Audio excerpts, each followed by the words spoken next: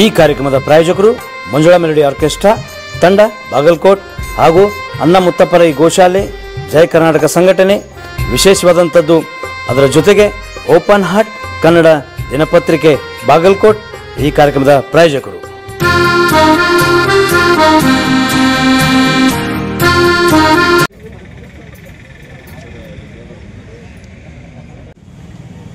ಏನೇ ಬರಲಿ ಏನೇ ಬರಲಿ ನರೇಗಾ ನೌಕರ ಸಂಘಕ್ಕೆ ನರೇಗಾ ನೌಕರ ಸಂಘಕ್ಕೆ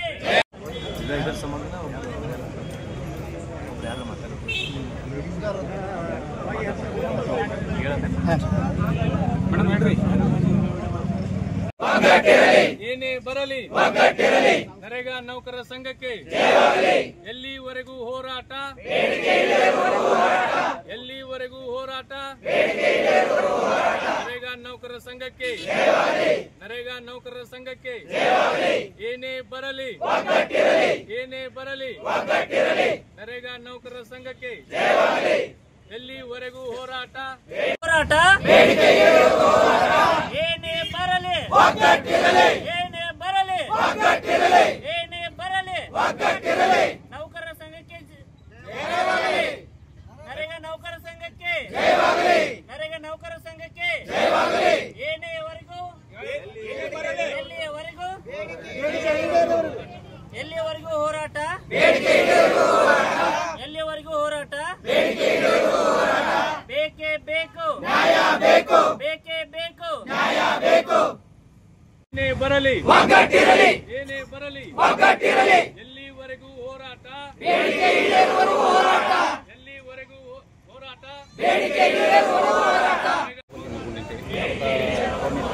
ಕೋಆರ್ಡಿನೇಟರ್ ನರೇಗಾದಲ್ಲಿ 11 ವರ್ಷದಿಂದ ಜಾಬ್ ಮಾಡ್ತಿದ್ದೀವಿ. ನಮ್ಮ ಉದ್ಯೋಗ ಖಾತ್ರಿ ಯೋಜನೆ ಹೆಸರು ಹೇಳುವಂತೆ ಖಾತ್ರಿ ಯೋಜನೆ ಕೂಲಿ ಕಾರ್ಮಿಕರಿಗೆ 3 ವರ್ಷಗಳನ್ನು ಖಾತ್ರಿಯನ್ನು ಕೊಡುವಂಥ ಯೋಜನೆ ಇದು. ದುಡಿದಕ್ಕೆ ಸಂಬಳವನ್ನು ಕೊಡುವಂಥ ಖಾತ್ರಿ ಕೊಡುವಂಥ ಯೋಜನೆ ಇದು. ಆ ಖಾತ್ರಿ ಯೋಜನೆಯಲ್ಲಿ ಕೆಲಸ ಮಾಡುವಂಥವ್ರಿಗೆ ನಮ್ಮ ಸಂಬಳ ನಮಗೆ ಖಾತ್ರಿಯಿಂದಾಗಿದೆ. ಇವಾಗ ಕಳೆದ 6 ತಿಂಗಳಿಂದ ನಮಗೆ ಯಾವುದೇ ರೀತಿಯಾದ ಸ್ಯಾಲ್ರಿ ಆಗಿಲ್ಲ. ಪೇಮೆಂಟ್ ಆಗದೆ ಇರೋದಕ್ಕೆ ತುಂಬ ಪ್ರಾಬ್ಲಮ್ಗಳು ಫೇಸ್ ಮಾಡ್ತಿದ್ದೀವಿ. ದಿನನಿತ್ಯ ಕಾಮಗಾರಿ ನಡೆಯುವ ಸ್ಥಳಕ್ಕೆ ಹೋಗೋಕ್ಕೆ ನಮಗೆ ತೊಂದರೆಗಳಾಗ್ತಿದ್ದಾವೆ. ಮನೆ ಬಾಡಿಗೆ ಕಟ್ಟಕ್ಕೆ ತೊಂದರೆಗಳಾಗ್ತಿದ್ದಾವೆ. ಸ್ಕೂಲ್ ಫೀಸ್ ಕಟ್ಟಕ್ಕೆ ತೊಂದರೆಗಳಾಗ್ತಿದ್ದಾವೆ.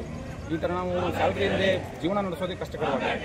ನಮ್ಮ ಬೇಡಿಕೆ ಇರೋದಿಷ್ಟೇ, ತಿಂಗಳು ನಿಯಮಿತವಾಗಿ ಎಲ್ಲರಿಗೂ ಯಾವ ಥರ ಸ್ಯಾಲ್ರಿ ಆಗುತ್ತೆ ಅದೇ ಥರ ನಮಗೂ ರೊಟೀನಲ್ಲಿ ಪ್ರತಿ ತಿಂಗಳು ಸ್ಯಾಲ್ರಿ ಆದರೆ ನಮ್ಮ ಜೀವನ ನಡೆಸೋಕ್ಕೂ ಈಸಿ ಆಗುತ್ತೆ. ಉದ್ಯೋಗ ಖಾತ್ರಿ ಯೋಜನೆ ಬೇರೆಯವ್ರಿಗೆ ಮಾತ್ರ ಖಾತ್ರಿಯಾಗಿದೆ. ಇದನ್ನು ಅನುಷ್ಠಾನಗೊಳಿಸುವಲ್ಲಿ ವರ್ಕ್ ಮಾಡ್ಕೊಳ್ಳುವಂಥ ನಮಗೆ ಮಾತ್ರ ಖಾತ್ರಿ ಇಲ್ಲದಂತಾಗಿದೆ. ಬಾಹುಬಲಿ ಕಳೆದ 11 ವರ್ಷದಿಂದ ಕೆಲಸ ಮಾಡ್ತಿರುವಂಥ ನಮ್ಮ ಎಲ್ಲ ನರೇಗಾ ಸಿಬ್ಬಂದಿಗಳಿಗೆ ಏನಾಗ್ತಿದೆ ಅಂದರೆ ಎಲ್ಲರೂ BE ಗ್ರ್ಯಾಜುಯೇಟು ಡಿಪ್ಲೊಮಾ ಗ್ರ್ಯಾಜುಯೇಟ್ ಇರೋದರಿಂದ ಅವರಿಗೆ ಕ್ವಾಲಿಫಿಕೇಷನ್ ತಕ್ಕಂಗಾಗಲಿ ಅವರ ಜಾಬ್ ಹುದ್ದೆಗೆ ತಕ್ಕಂತಾಗಲಿ ಈಗ ಸ್ಯಾಲ್ರಿ ಇಲ್ಲ. ಅದನ್ನು ನಾವು ಬೇಡ್ತಿರೋದು ಅದನ್ನು ರಿವೈಸ್ ಮಾಡಿ ಸ್ಯಾಲ್ರಿ ರಿವಿಷನ್ ಒಂದು ಮೇನ್ ಮಾಡ್ತಾ ಇರೋದು. ಆಮೇಲೆ ಯಾವುದೇ ರೀತಿಯಾದ ವಿಮೆಗಳು ಕೂಡ ನಮಗಿಲ್ಲ. ಉದ್ಯೋಗ ಖಾತ್ರಿಯಲ್ಲಿ ಕೆಲಸ ಮಾಡುವಂಥ ಕೂಲಿ ಕಾರ್ಮಿಕರಿಗೆ ಇರುವಂಥ ವಿಮೆ ಕೂಡ ಹೆಲ್ತ್ ಇನ್ಶೂರೆನ್ಸು ಆಗಲಿ ಅಥವಾ ಲೈಫ್ ಇನ್ಶೂರೆನ್ಸ್ ಆಗಲಿ ನಮ್ಮ ಸಿಬ್ಬಂದಿಗಳಿಗೆ ಯಾರಿಗೂ ಇಲ್ಲ. ನಾವು ಅದನ್ನು ವಿಮೆ ಮಾಡಿಕೊಡಿಸಿ ಅಂತೇಳಿ ಆಗ್ರಹಪಡಿಸ್ತೀವಿ. ಆಮೇಲೆ ಸ್ಯಾಲ್ರಿನೂ ಕರೆಕ್ಟ್ ಎವ್ರಿ ಇಯರ್ ಇನ್ಕ್ರಿಮೆಂಟ್ ಆಗೋ ಥರ ಅಥವಾ ನಮ್ಮ ಈ ಕಾಸ್ಟ್ ಆಫ್ ಲಿವಿಂಗ್ ತಕ್ಕಂಥ ನಮ್ಮ ಸ್ಯಾಲ್ರಿನ ರಿವೈಸ್ ಮಾಡಬೇಕಂತೇಳಿ ಕೇಳ್ಕೊತೀವಿ. ಎಲ್ಲಿವರೆಗೂ ಹೋರಾಟ ನರೇಗಾ ನೌಕರರ ಸಂಘಕ್ಕೆ ನರೇಗಾ ನೌಕರರ ಸಂಘಕ್ಕೆ ನರೇಗಾ ನೌಕರರ ಸಂಘಕ್ಕೆ ಜೊತೆಗೆ ಒಟ್ಟಾರೆಯಾಗಿ ಬೇರೆ ಇಶ್ಯೂಸ್ ಮೆಡಿಕಲ್ ಅಲೌನ್ಸ್ ಬಾಡಿಗೆ ಮತ್ತು ಟ್ರಾವೆಲ್ ಅಲೌನ್ಸ್ ಅದೆಲ್ಲ ನಿಮ್ಮದು ಈಗ ವರ್ಕಿಂಗ್ ಹೋಗುವಾಗ ಆಕ್ಸಿಡೆಂಟ್ ಅದೆಲ್ಲ ಪ್ರಾಬ್ಲಮ್ಸ್ ಬಹಳಷ್ಟು ಆಗಿರುತ್ತೆ. ಆವಾಗ ನಾವು ನಮ್ಮ ಟೀಮಿಂದ ನಮ್ಗೆ ಎಷ್ಟಾಗುತ್ತೆ ಒಬ್ರಿಗೊಬ್ರು ನಾವು ಹೆಲ್ಪ್ ಮಾಡ್ಕೊಂಡು ಬಿಟ್ರೆ ನಮ್ಗೆ ಯಾವುದೇ ರೀತಿ ಇದು ಆಗಿಲ್ಲ ಸರಿ. ಹಾಗೆ ಸರ್ಕಾರಕ್ಕೆ ಗಮನಕ್ಕೆ ತರ್ತೀವಿ, ನಮ್ಮ ಕಡೆಯಿಂದ ನಾವು ತರ್ತೀವಿ. ಈಗ ಅವ್ರಿಗೂ ನಿಮ್ಮ ರಾಜ್ಯ ಮಟ್ಟದಲ್ಲಿ ಅವ್ರು ಹೋಗಿ ಸರ್ಕಾರಕ್ಕೆ ಮಾಹಿತಿ ಕೊಡ್ತಿದ್ದಾರೆ. ಸರ್ಕಾರಕ್ಕೆ ಏನು ತೀರ್ಮಾನ ಆಗ್ತದೆ ಸ್ಯಾಲ್ರಿ ಮಾತ್ರ ಈಗ ರಿಲೀಸ್ ಆಗಿದೆ. ಈಗ FTO ಮಾಡಿದ್ದೀವಿ. ಇದು FTO ರೆಡಿ ಆಗ್ತದೆ, ಸ್ಯಾಲ್ರಿ ಆಗುತ್ತೆ. ಅದು ಒಂದು 2 ತಿಂಗಳಿಗೇನೋ ಶಾರ್ಟೇಜ್ ಬರ್ತದೆ. 4 ತಿಂಗಳಿಗೇನೋ ಕ್ಲಿಯರ್ ಮಾಡ್ತಾ ಇದ್ವಿ. ಸೊ ಪ್ರಾಬ್ಲಮ್ ಅದು ಇವತ್ತು ಸಾಯಂಕಾಲ ಅಂದರೆ ಕ್ಲಿಯರ್ ಆಗುತ್ತೆ. ಸ್ಯಾಲ್ರಿ ಜೊತೆಗೆ ಏನು ನಮ್ಮದು 2.5-3 ವರ್ಷ ಆಯಿತು ಸರ್, ಅದು ಆಗಿದೆ ಸರ್. ಈಗ ಸೇಮ್ ಸ್ಕೀಮಲ್ಲೇ ಮಾಡ್ತೀರಂತ ಬೇರೆ ರಾಜ್ಯಗಳೊಳಗೆ ಅವ್ರಿಗೆ ಪರ್ಮನೆಂಟ್ ಆಗೈತೆ ಸರ್, ಅಂದರೆ ಇನ್ಸೋರ್ಸ್ ಆಗೈತೆ. ಬಟ್ ನಮ್ಗಾಗಲಿ ನಾವು 13, 14, 15 ವರ್ಷದಿಂದನೂ ವರ್ಕ್ ಮಾಡಾಕ್ತೀವಿ. ನೋಡೋಣ, ಈಗ ನಮ್ಮಂತಲ್ಲಿ ಇಲ್ಲ, ಅದು ಸರ್ಕಾರದವರು ಅದ್ರ ಜೊತೆಗೆ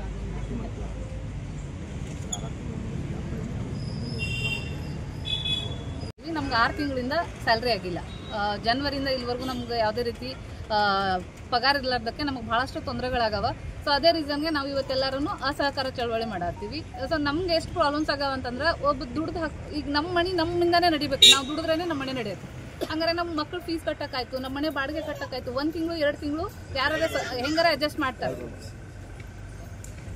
ನಾವು 13-14 ವರ್ಷದಿಂದ ನರೇಗಾ ಒಳಗೆ ಟೆಕ್ನಿಕಲ್ ಅಸಿಸ್ಟೆಂಟ್ ಇಂಜಿನಿಯರ್ ಆಗಿ ಕೆಲಸ ಮಾಡತ್ತಂದ್ರಿ. ನಮ್ಮ ಎಲ್ಲರಿಗೂ ಇಲ್ಲಿ ನಾವು ಹತ್ತಿರ 200 ಜನ ಇದ್ದೀವಿ. ಥ್ರೂ ಔಟ್ ಸ್ಟೇಟ್ ತಗೊಂಡ್ರೆ 3650 ಜನ ಇದ್ದೀವಿ ನಾವು ನರೇಗಾ ವರ್ಕ್ ಮಾಡ್ತಿರೋರು. ಹಾಗೆಲ್ಲಾನು ನಮ್ಮದು GK BFT ಎಲ್ಲ ತೊಗೊಂಡ್ರೆ 5000ಕ್ಕಿಂತ ಜಾಸ್ತಿ ಜನ ನಾವು ನರೇಗಾ ಒಳಗೆ ವರ್ಕ್ ಮಾಡತ್ತೀವಿ. ನಮ್ಮೆಲ್ಲರದೂ ಸ್ಯಾಲ್ರಿ ಟೈಮ್ಲಿ ಪೇಮೆಂಟ್ ಆಗಂಗಿಲ್ಲ. ಈಗ ನಮ್ಗೆ ಹತ್ತಿರ 6 ತಿಂಗಳ ಮೇಲೆ ಆಯಿತು, ಸ್ಯಾಲ್ರಿ ಆಗಿಲ್ಲ. ಸೊ ಸ್ಯಾಲ್ರಿ ಒಂದೇ ಅಲ್ಲ, ಏನಾರ ಈಗ ನಾವು ಮಾಡ್ತಿರೋ ಕೆಲಸದಲ್ಲಿ ಪ್ರಾಬ್ಲಮ್ ಆದರೆ, ಏನಾರ ಇವತ್ತು ಪೇಮೆಂಟ್ ಟೈಮಿಗೆ ಆಗಿಲ್ಲ ಏನಾರ ಆದರೆ ನಮ್ಮ ಸ್ಯಾಲ್ರಿ ಕಟ್ ಮಾಡ್ತಾರೆ. ಬಟ್ ಅದಕ್ಕೆ ನಾವು ಒಬ್ಬರೇ ಜವಾಬ್ದಾರಿ ಆಗಿರಂಗಿಲ್ಲ, ಕರೆಕ್ಟ್ ರೀ. ಆಮೇಲೆ ನರೇಗಾ ಕೂಲಿ ಕಾರ್ಮಿಕರಿಗೆ ಏನಾರೇ ಪ್ರಾಬ್ಲಮ್ಸ್ ಆಯಿತು, ಡಿಲೇ ಪೇಮೆಂಟ್ ಆದರೆ ಅವರು 15 ದಿವಸಕ್ಕೆ ಅದಕ್ಕೆ ವಿಳಂಬ ಭತ್ಯೆಯನ್ನು ಪಾವತಿಸ್ಕೋತಾರೆ. ಒಂಬಡ್ಸ್ಮನ್ ಕೇಸ್ ಆದರೆ ರೇಟ್ ಆಫ್ ಇಂಟ್ರೆಸ್ಟ್ ಹಾಕಿ ಅವ್ರಿಗೆ ದುಡ್ಡು ಕೊಡ್ತಾರೆ. ಬಟ್ ನಮ್ದು 6 ತಿಂಗಳ 2.5-3 ವರ್ಷದವರೆಗೂ ನಮ್ಮದು ಟ್ರಾವೆಲ್ ಅಲೌನ್ಸ್ ಇಲ್ಲ. 6 ತಿಂಗಳು ಮುಗಿದು 7ನೇ ತಿಂಗಳ ನಮ್ಗೆ ಸ್ಯಾಲ್ರಿ ಇಲ್ಲ. ಸೊ ಇಷ್ಟೆಲ್ಲ ಪ್ರಾಬ್ಲಮ್ ಆದ್ರೂ ನಮ್ದು ಕಷ್ಟ ಅಂದ್ರೆ, ಈಗ ನಾವ್ ಯಾರನ್ನೂ ಬ್ಲೇಮ್ ಮಾಡ್ತಾ ಇಲ್ಲ, ನಮ್ದು ಸರ್ಕಾರಕ್ಕೆ ಮನವಿ ಅಷ್ಟೇ ಇದೆ. ನಮ್ಮ ಹೈಯರ್ ಆಫೀಸರ್ ನಮ್ಗೆಲ್ಲರಿಗೂ ಸಪೋರ್ಟ್ ಇದಾರೆ, ಅವರು ಅದನ್ನೇ ಹೇಳೋದು, ಫಂಡ್ ಬಂದ್ರೆ ನಾವು ಪೇಮೆಂಟ್ ಮಾಡ್ತೀವಿ, ಅವ್ರ ಕಡೆ ನಮ್ಗೆ ಏನು ತೊಂದರೆ ಇಲ್ಲ.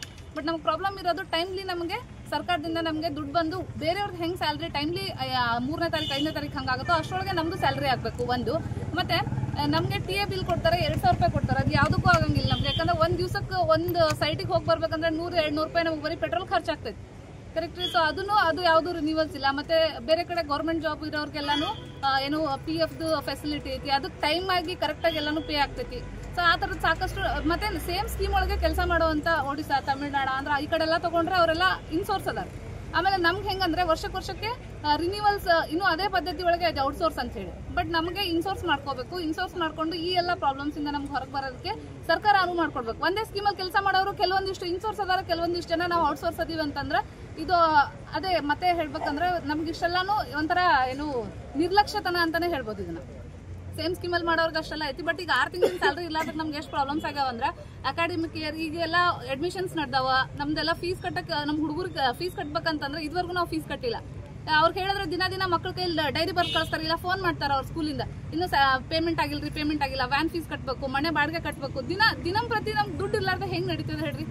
ಈಗ ನಾವು ದಿನ ಸೈಟಿಗೆ ಹೋಗ್ಲೇಬೇಕು, ನಾವು ದಿನ ಅಡ್ಡಾಡ್ಲೇಬೇಕು. ಹಂಗಾರೆ ದಿನ ಒಂದಕ್ಕೂ ಖರ್ಚು ಹೆಂಗಾಗುತ್ತೆ, ಎಷ್ಟು ದಿನ ನಾವು ಯಾರ ಹತ್ರ ಸಾಲ ಕೇಳಕ್ಕಾಗತ್ತೆ. ನನ್ನ ಹೆಸರು ರೇಣುಕಾ. ಕಾರ್ಯಕ್ರಮದ ಪ್ರಾಯೋಜಕರು ಮಂಜುಳಾ ಮೆಲೋಡಿಸ್ ಆರ್ಕೆಸ್ಟ್ರಾ ತಂಡ ಬಾಗಲಕೋಟೆ ಹಾಗೂ ಸರ್ವಶ್ರೇಷ್ಠ ಕ್ರಿಯೇಷನ್ ಸಾಂಸ್ಕೃತಿಕ ಸಂಸ್ಥೆ ಅಣ್ಣ ಮುತ್ತಪ್ಪರೈ ಗೋಶಾಲೆ ಹಾಗೂ ಜಯ ಕರ್ನಾಟಕ ಸಂಘಟನೆ ಬಾಗಲಕೋಟೆ, ಓಪನ್ ಹಾರ್ಟ್ ಕನ್ನಡ ದಿನಪತ್ರಿಕೆ ಬಾಗಲಕೋಟೆ.